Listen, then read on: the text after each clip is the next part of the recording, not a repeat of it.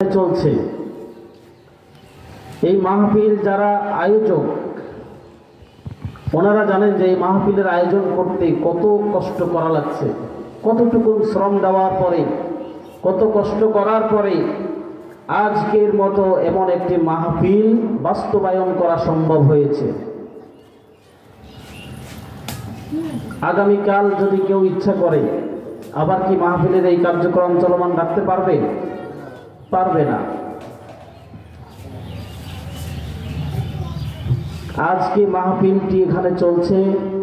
এই মাহফিলের আয়োজক যারা, তাদের আশা, তাদের উদ্দেশ্য হলো এলাকাবাসীকে কোরআন হাদিসের আলোকে